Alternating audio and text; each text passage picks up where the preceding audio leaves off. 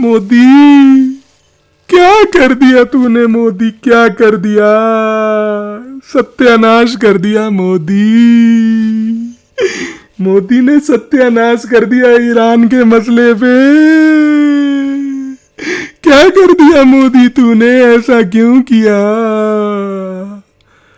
आज हमारी वामपंथिक मीडिया इस मोमेंट पर पूरे मसले को लेकर ये व्यवहार दिखा रही है। ये व्यवहार तब से आज की डेट में विजिबल है जब से एस जयशंकर ने पार्लियामेंट में खड़े होकर ईरान को लेकर और इस ईरान के मसले को लेकर भारत की रणनीति को स्पष्ट किया है। और तब से वामपंथिक मीडिया जो है अपना रोना रो रही है। खैर, उनका रोना जायज़ है क्योंकि उनके रोने के पीछे भी कुछ कारण हैं, लेकिन भारत की जो नीति इस पूरे ईरान के मसले में रही, उस मसले को समझने की आवश्यकता है। भारत ने पार्लियामेंट के तहत अपनी नीति को क्लैरिफाई करते हुए ये बात बोली कि हमारी नीति 4 पर्टिकुलर पॉइंट्स पर बेस्ड है। इस पूरे इजराइल, ईरान और अमेरिका के युद्ध के कॉन्टेक्स्ट में भारत ने सबसे पहले ये क्लैरिफाई करा कि आज हमारी नीति का सबसे पहला पॉइंट ये है कि आज 1 करोड़ से अधिक भारतीय नागरिक मिडल ईस्ट के अलग अलग देशों में रहते हैं, अलग अलग जगहों पर काम करते हैं। हमारा उद्देश्य है कि सबसे पहले इन नागरिकों को सुरक्षित रखा जाए और यदि इनमें से किसी को भारत वापस आने की आवश्यकता हो तो वो इवैक्यूएशन प्रोवाइड किया जाए। दूसरा, भारत ने ये बात स्पष्ट करी कि आज क्योंकि ये 1 करोड़ से अधिक नागरिक यहाँ पर हैं, अलग अलग जगहों पर काम करते हैं, इनके काम करने से भारत को मिलता है फॉरेन रेमिटेंस, क्योंकि इस फॉरेन रेमिटेंस से भारत की अर्थव्यवस्था पर भी एक बहुत क्रूशल इम्पैक्ट होता है। तो हमारा इस मोमेंट पर सबसे इम्पोर्टेंट फोकस ये होना चाहिए कि ये रेमिटेंस आगे भी प्रिजर्व रहे। तीसरी चीज़ भारत ने ये स्पष्ट करी कि हमारा मिडल ईस्ट में ऑयल और गैस को लेकर अलग अलग देशों से व्यापार है। इस ऑयल और गैस में ईरान से भी एक जगह पर संबंध है और दूसरी जगह पर सऊदी लेड जो गल्फ कोऑपरेशन काउंसिल है उससे भी संबंध है। तो हम इस मोमेंट पर अपनी ऑयल और गैस की ऐसी कोई परिस्थिति क्रिएट नहीं करना चाहते जिस परिस्थिति के तहत कहीं ना कहीं भारत की एनर्जी सिक्योरिटी पर कोई आंच आए। और सबसे महत्वपूर्ण, भारत ने ये बात भी बोली कि हमारा रिलेशन मिडल ईस्ट में हमेशा से एक ट्रायंगुलर फोर्स को बैलेंस करने का रहा है, क्योंकि एक जगह पर मिडल ईस्ट में यहूदी लोग रहते हैं, इजराइल, उसको बैलेंस करना, दूसरी जगह पर सुन्नी मुसलमान, जीसीसी वर्ग पूरा सऊदी अरेबिया लेड, और तीसरे स्थान पर ईरान जहां पर शिया मुसलमान। भारत ने शिया, सुन्नी और ज्यूज इन तीनों का जो बैलेंस स्ट्रेटेजिक लेवल पर हमेशा मेंटेन किया है। ये ट्रायंगुलर बैलेंस भारत की हमेशा से विदेश नीति का, खास करके जब से शीत युद्ध यानी कि कोल्ड वॉर खत्म हुआ है तब से हमारा एक क्रूशल एलिमेंट है। अब इस कॉन्टेक्स्ट में ये कहना कतई ही गलत नहीं होगा कि भारत ने ये 4 पॉइंट्स अपने जो नेशनल इंटरेस्ट के यहाँ पर आर्टिकुलेट करे। इन 4 पॉइंट्स को आर्टिकुलेट करने के बाद भारत ने ये बात क्लियर तरीके से कह दी कि हम पहली बात इस पूरे मसले में किसी का खंडन या किसी का समर्थन नहीं करेंगे, क्योंकि हमारा नेशनल इंटरेस्ट इन 4 पॉइंट्स की नीति के तहत बेस्ड है। अब सबसे बड़ी बात क्या है कि कुछ लोग यहाँ पर, और खास करके जो वामपंथिक मीडिया और कुछ कभी लॉन्च ना होने वाले रॉकेट्स, वो आज की डेट में ये बात बार बार कहते हैं कि भारत जो है ये स्ट्रेटेजिक साइलेंस कर रहा है। स्ट्रेटेजिक साइलेंस की जो नीति है भारत की, उसका मतलब पहली बात कोई इनएक्टिविटी नहीं होता।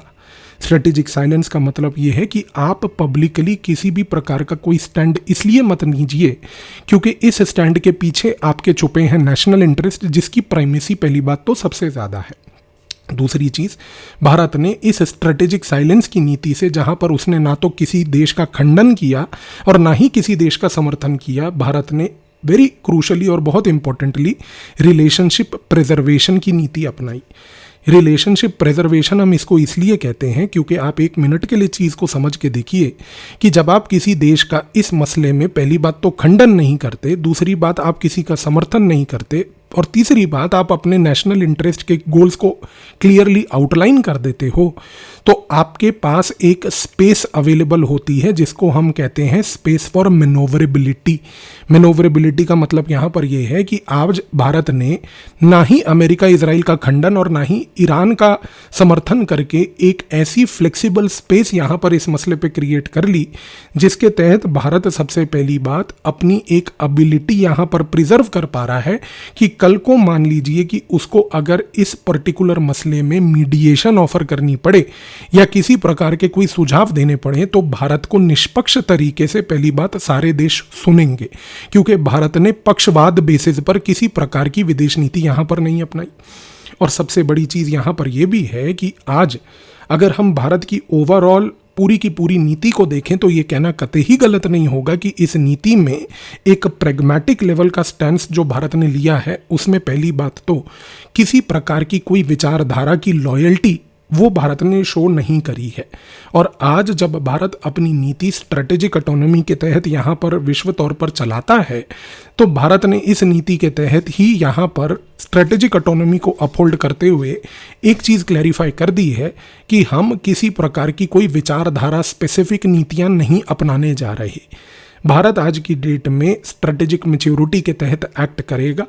कोई इमोशनल गेम नहीं खेलेगा, कोई आइडियोलॉजिकल पोजीशन नहीं लेगा, कोई किसी प्रकार की वोट बैंक अपीजमेंट कतई नहीं करेगा। और सबसे इंपॉर्टेंट चीज़ यहाँ पर यह है कि हर एक परिस्थिति में वो अपने नेशनल इंटरेस्ट्स को सिक्योर करेगा। जो 4 पॉइंट मैंने आपको बताया कि जो भारत ने क्लियर कट तरीके से आउटलाइन करे हैं कि ये हमारी